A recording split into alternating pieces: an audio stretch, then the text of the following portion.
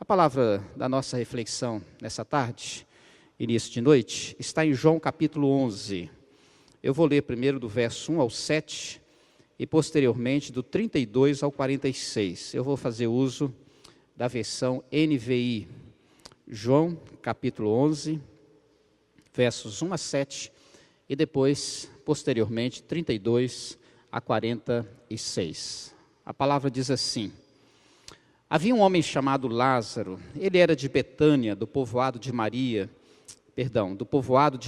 e de sua irmã Marta. E aconteceu que Lázaro ficou doente. Maria, sua irmã, era a mesma que derramara perfume sobre o Senhor e lhe enxugara os pés com os cabelos. Então as irmãs de Lázaro mandaram dizer a Jesus: Senhor, aquele a quem amas está doente.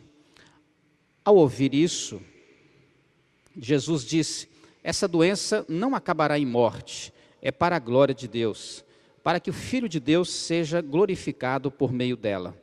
Jesus amava Marta, a irmã dela, e Lázaro. No entanto, quando ouviu falar que Lázaro estava doente, ficou mais 2 dias onde estava. Depois disse aos seus discípulos: vamos voltar para a Judeia. Agora, versos 32 a 46. Chegando ao lugar onde Jesus estava e vendo, Maria prostrou-se aos seus pés e disse: Senhor, se estivesses aqui, meu irmão não teria morrido. Ao ver chorando Maria e os judeus que a acompanhavam, Jesus agitou-se no espírito e perturbou-se. Onde o colocaram? Perguntou ele. Vem e vê, Senhor. Responderam eles. Jesus chorou. Então os judeus disseram: vejam como ele o amava. Mas alguns deles disseram: ele que abriu os olhos do cego não poderia ter impedido que este homem morresse? Jesus, outra vez profundamente comovido, foi até o sepulcro. Era uma gruta com uma pedra colocada à entrada. Tirem a pedra, disse ele. Disse Marta, irmã do morto: Senhor, ele já cheira mal, pois já faz 4 dias. Disse-lhe Jesus: não lhe falei que se você cresce veria a glória de Deus? Então tiraram a pedra. Jesus olhou para cima e disse: Pai, eu te agradeço porque me ouviste. Eu sei que sempre me ouves, mas disse isso por causa do povo que está aqui, para que creia que tu me enviaste. Depois de dizer isso, Jesus bradou em alta voz: Lázaro, venha para fora. O morto saiu com as mãos e os pés envolvidos em faixas de linho e o rosto envolto num pano. Disse-lhes Jesus: tirem as faixas dele e deixem-no ir. Muitos dos judeus que tinham vindo visitar Maria, vendo o que Jesus fizera, creram nele, mas alguns deles foram contar aos fariseus o que Jesus tinha feito. Evangelho de João, de acordo com o capítulo de número 11. Um princípio que poucos às vezes se lembram e se recordam é que o que vale realmente não é necessariamente o começo e nem sempre o percurso, mas o final da estrada. E é verdade, se julgarmos toda a trajetória, vamos considerar que o começo é importante, que o meio é fundamental, mas que de fato a coroação, o triunfo, a grande alegria e realização vem com desfecho. O que adianta começarmos empolgados e terminarmos super desanimados? É nesse sentido que Jesus já adverte os homens da sua época, em outras palavras, que quando uma pessoa sai para uma guerra, ele calcula primeiro o poder do inimigo, ele calcula o poder do seu próprio exército, para que no enfrentamento, numa batalha, ele não passe vexame ao perder, ao ser derrotado pelo inimigo. Ele também acentua a importância de que antes de construir uma casa, faça necessário sentar e fazer os cálculos detalhadamente, minuciosamente, para que esta casa seja construída até o seu acabamento. Obedecendo a essa mesma ideia, o sábio escreveu em Eclesiastes capítulo 7, verso 8, o fim das coisas é melhor que o seu início. Mais uma vez, para nos dizer que é muito importante terminar bem. E nós temos um exemplo, que é a história de José, que teve de certa forma um começo muito ruim. Diríamos que o interregno, o percurso, o meio também foi de certa forma muito doloroso, muito negativo, umas experiências das mais difíceis. Mas o fim da história de José é de grande coroação, de grande triunfo e de grande alegria. Lázaro, Marta e Maria.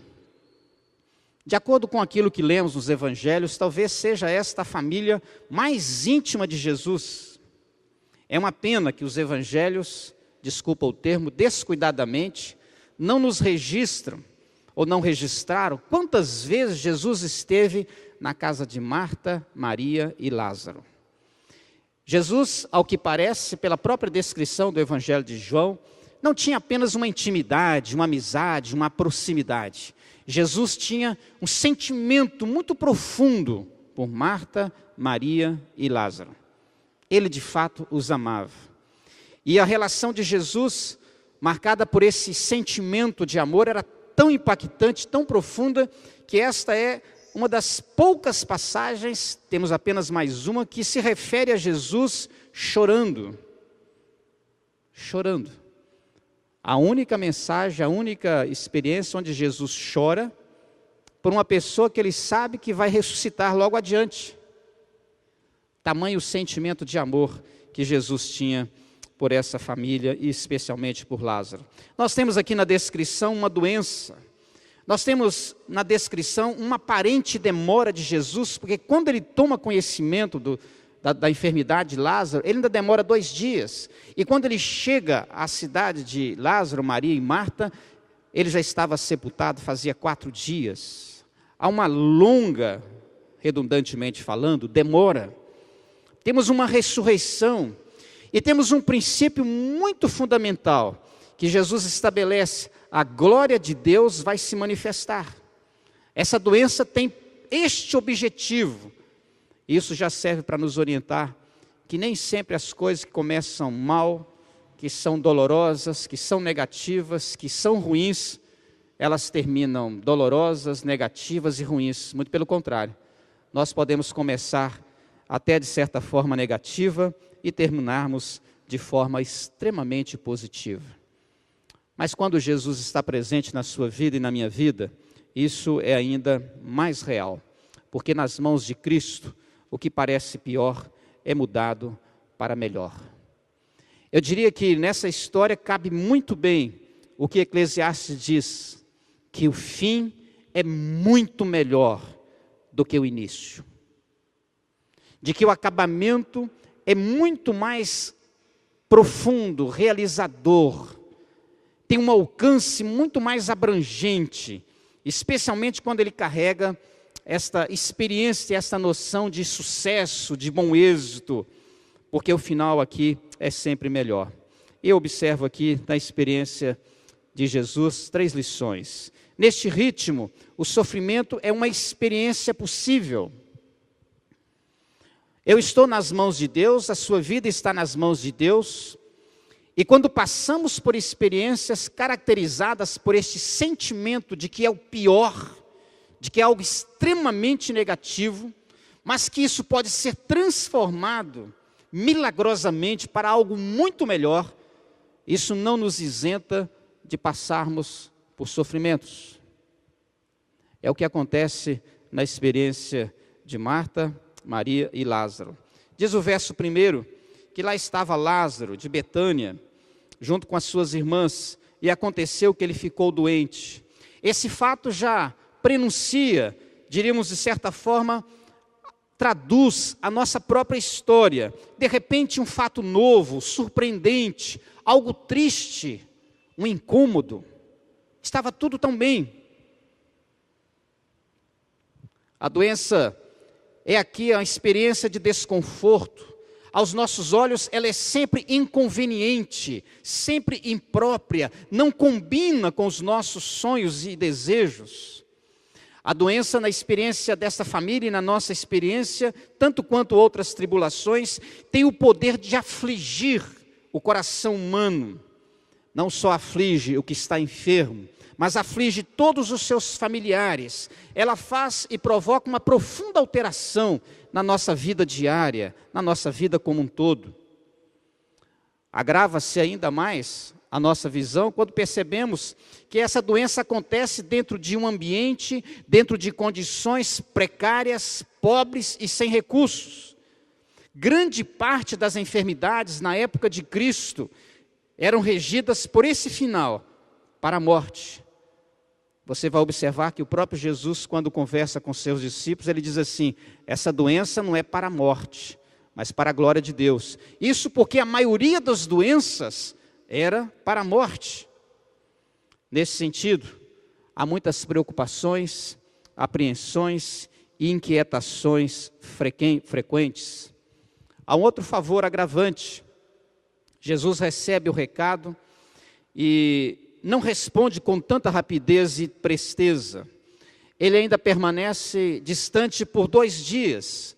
Imagine o que isso pode produzir no coração de quem mandou o recado. Marta e Maria não tinham dúvidas do amor de Jesus.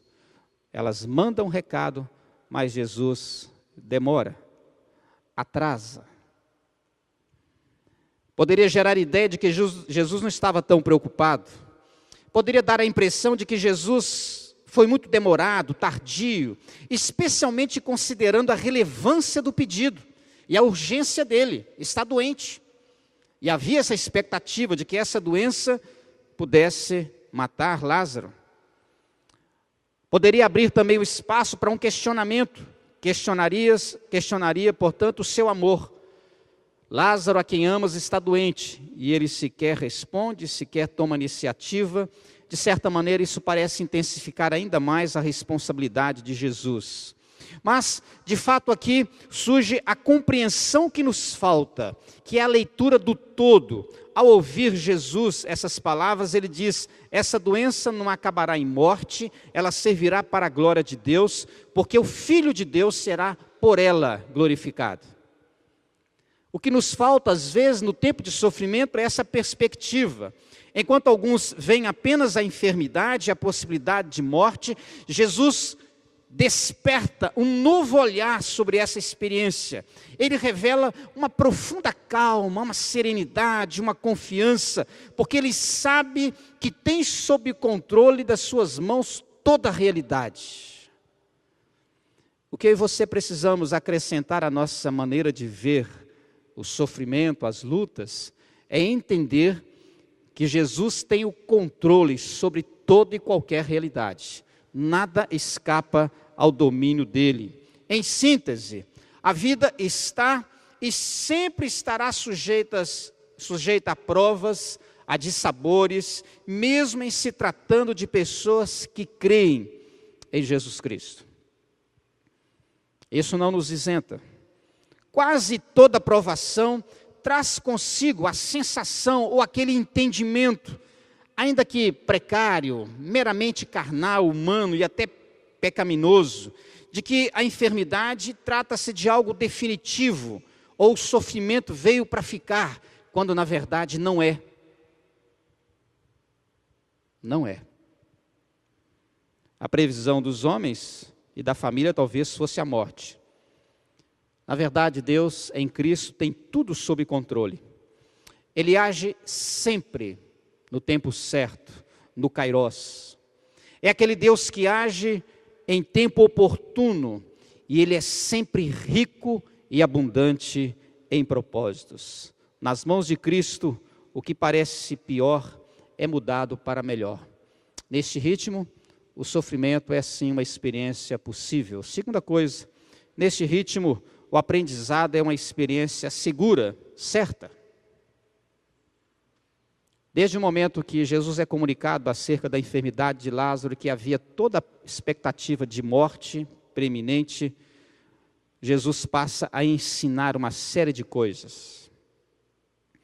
Quando Jesus chega lá na cidade de Betânia, Maria se prostra aos seus pés, diz o verso 32, e diz: Senhor, se estivesses aqui, meu irmão não teria morrido.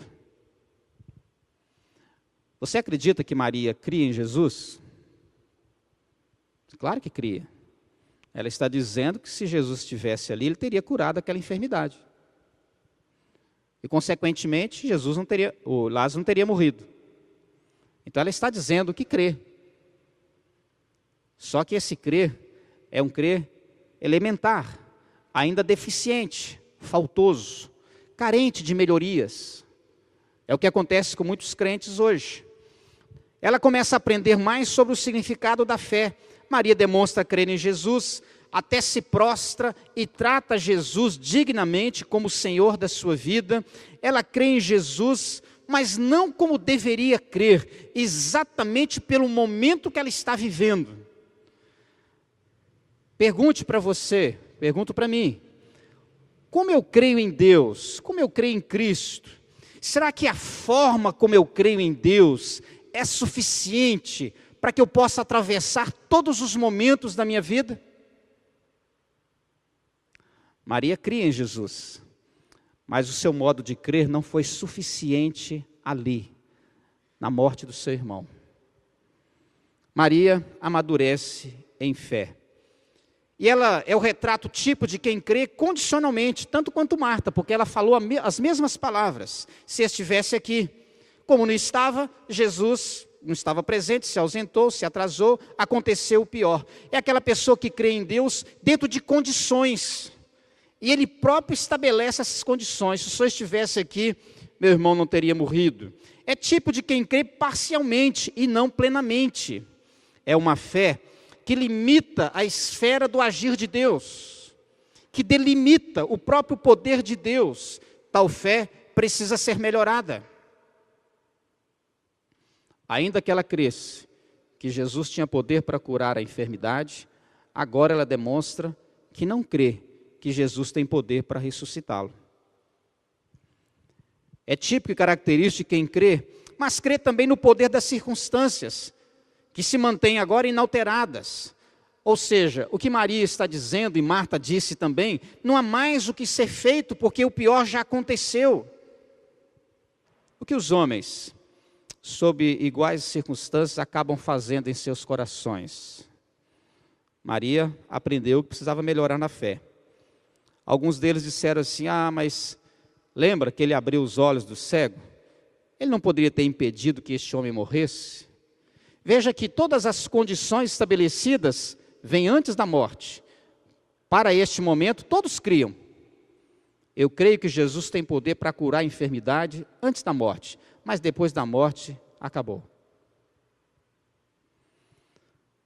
Por que há poder ali e não há poder aqui? Perguntam os homens, os que estavam ali para consolar Marta e Maria. É aquela ideia de que Deus tem por obrigação de agir do mesmo jeito, na mesma hora, com o mesmo ritmo, com o mesmo design.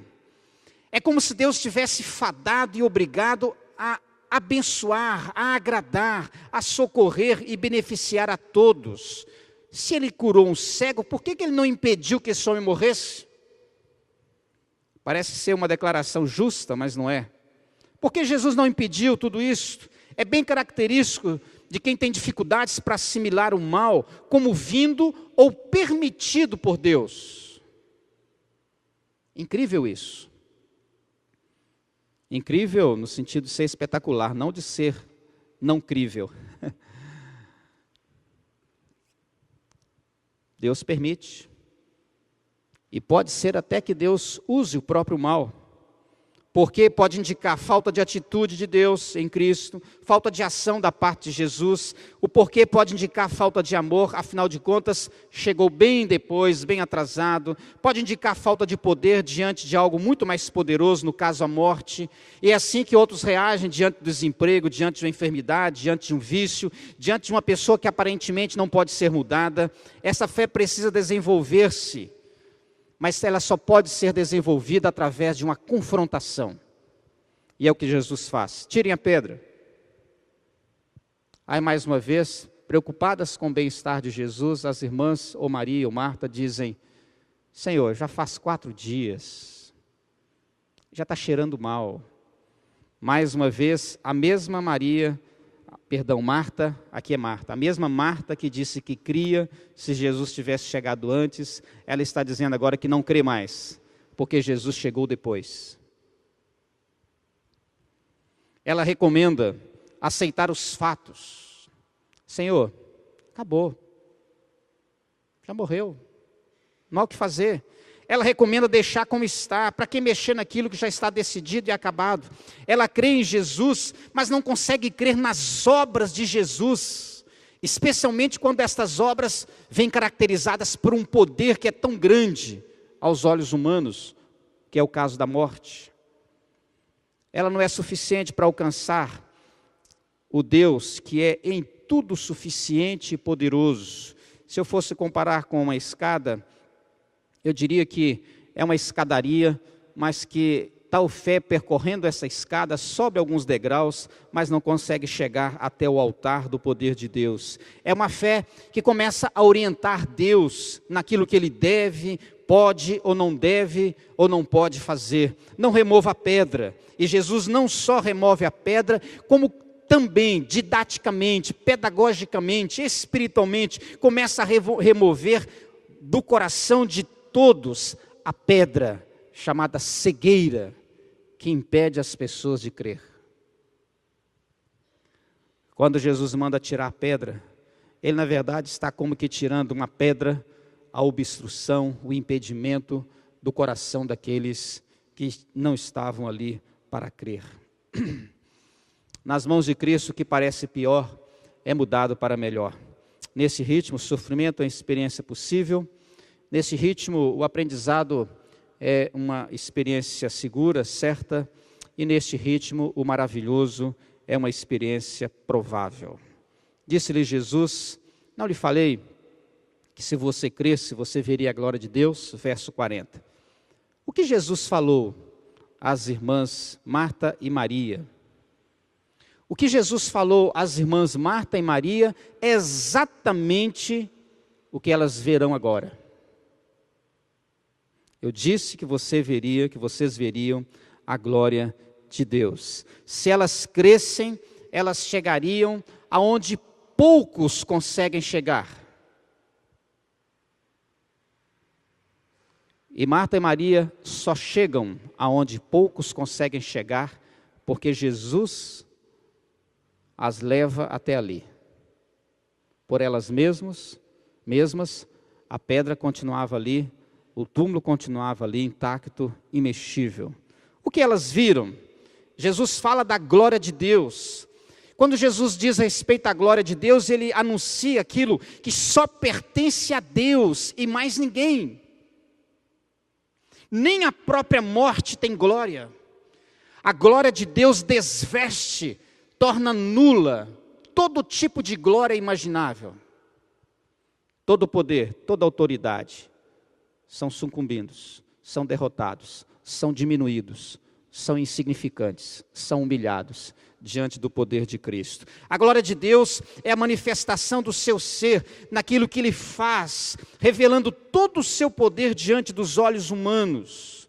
A glória de Deus é aquilo que contempla e altera o nosso relacionamento com Ele. Foi o que aconteceu quando Moisés se depara com a sarça. Ele viu a glória de Deus.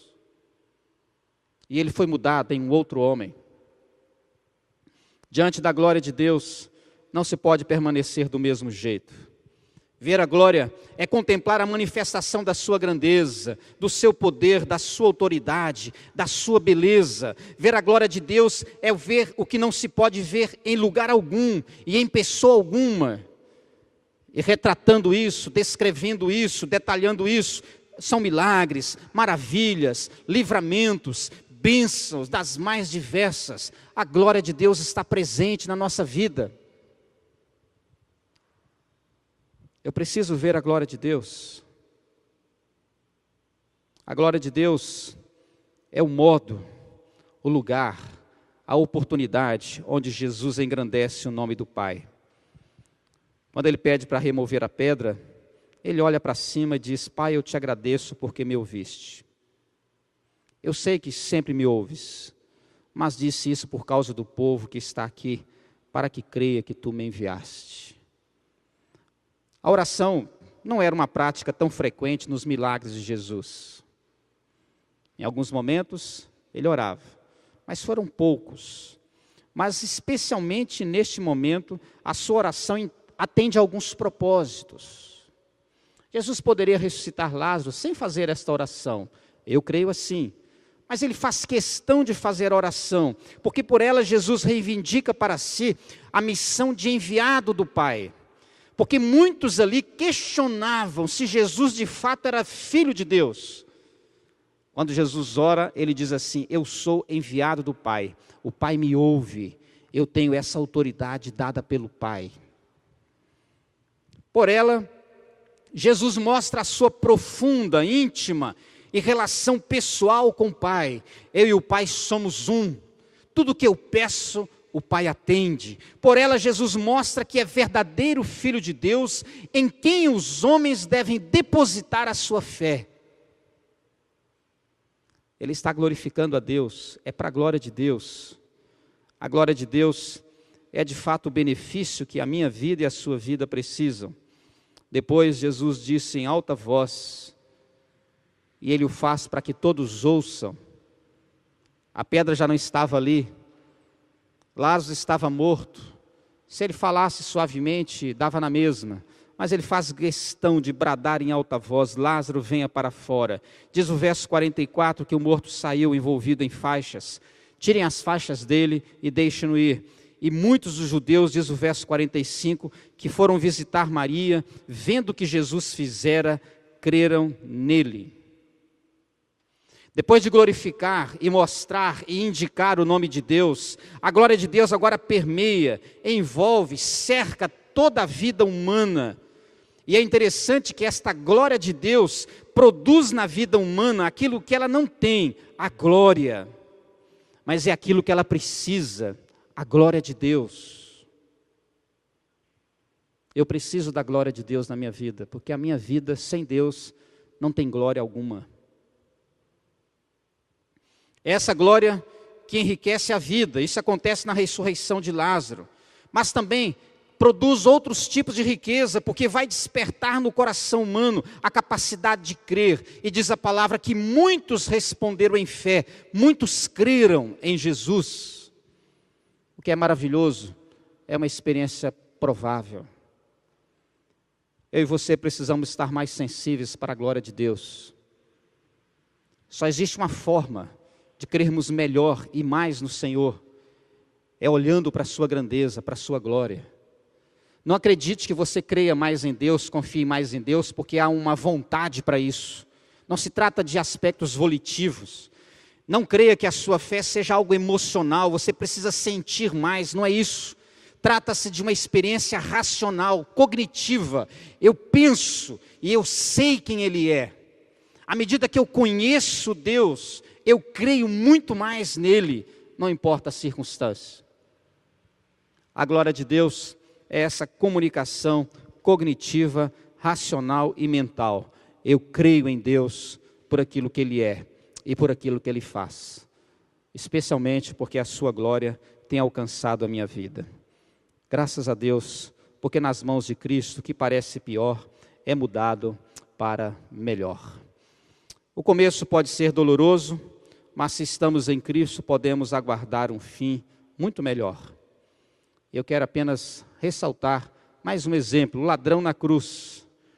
Ele está ali crucificado, ao lado de Jesus, condenado, sentenciado por um crime que ele verdadeiramente cometeu. Ele próprio diz isto.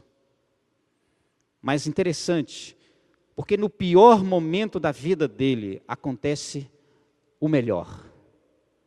Ele ouve do próprio Cristo: hoje você vai estar comigo no reino dos céus.